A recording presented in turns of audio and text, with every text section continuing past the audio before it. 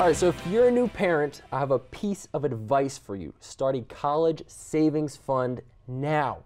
According to the College Board, the average cost of tuition and fees for the 2014-15 school year was $31,231 at private colleges, $9,139 for state residents at public colleges, and nearly $23,000 for out-of-state residents attending public university.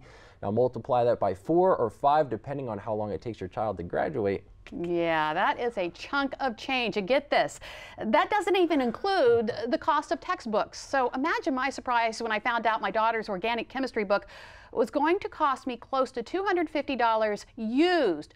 $250. If she bought a new book, it would be much more. One book. Well, it turns out she's not alone.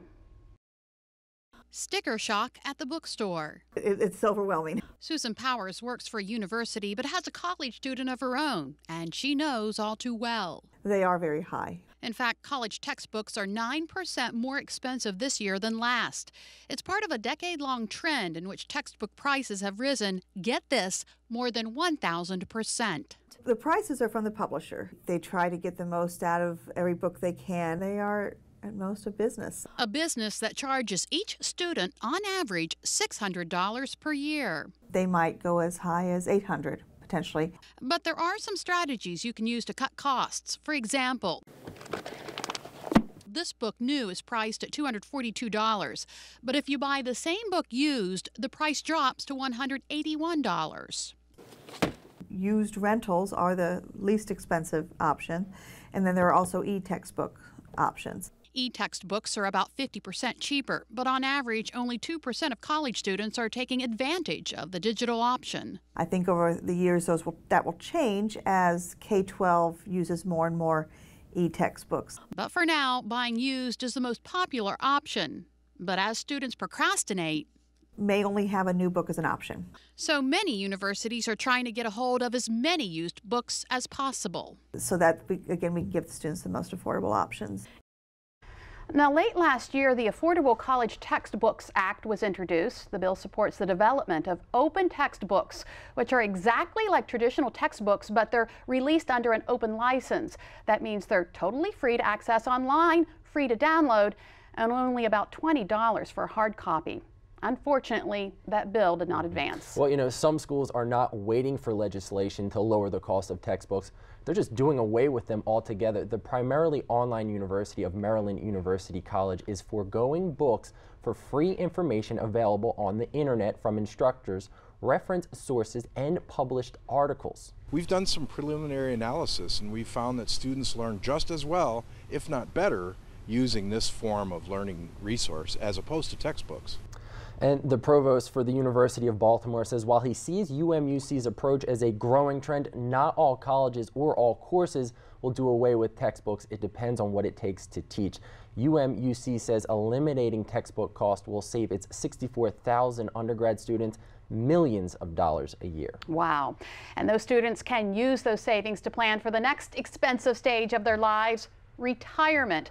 But unfortunately, many millennials are having a hard time saving that money. So why not use something that many of them already have in hand, a smartphone? Here are 3 apps that can help make retirement saving a priority no matter your age. With student loan debts and household expenses, it's hard for millennials to keep on track.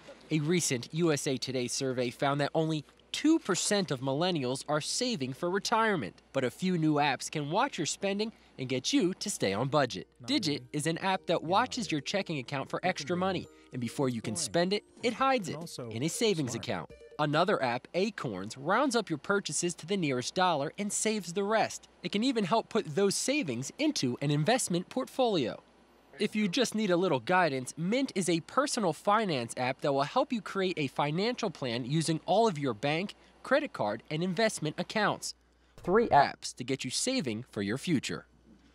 Now, the apps are free to download, but some may require additional fees for premium services because of the personal data used in the app. It's important to have a strong account password, and you should keep your phone locked. All right. So we know how to use technology to help us save, but another place where people want to hang onto their money is in their home. So which gives you the most bang for your buck? Buying or renting? We dig into it and talk with the experts about long-term rentals to learn both the pros and the cons. And maybe you want to save yourself from injury or liability, then you want to make sure your deck is safe and secure. A little later, our friends from Angie's List help us figure out how. But first, since we've been talking about saving, let's focus now on our back-to-school shopping. Our friends from Sussex County Federal Credit Union can help us spend wisely. Here's Cherie with this week's tip. On behalf of Sussex County Federal Credit Union, I'm Cherie Coleman with this week's Dollars and Cents tip. Many families having multiple children in their household, the back-to-school shopping trip can cause some concern for parents when it comes to the budget. So here are some ways you can keep that spending in check.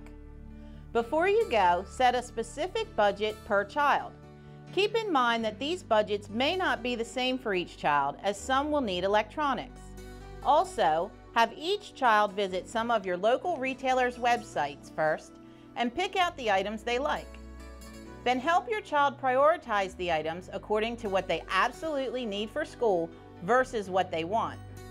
Once you see their priorities and what appeals to them, do some web surfing yourself, just to compare which retailer has the best price on the desired clothing and accessories. Plus, look for coupons from those retailers, both online and in the newspaper. Now it's time for you to shop by yourself. That's right, leave the kids at home. While that may sound extreme, you're more likely to stick to your list and your budget if you can focus on the task at hand and not be distracted. And last but not least, if you plan on putting those back-to-school expenses on a credit card, be smart about which one you choose and don't fall for gimmicks. Make sure the card you're shopping with has a low rate and no annual fee, like Sussex County Federal Credit Union's Visa Platinum card, which you can apply for anytime, day or night, by visiting sussexcfcu.com. Together, we can achieve more.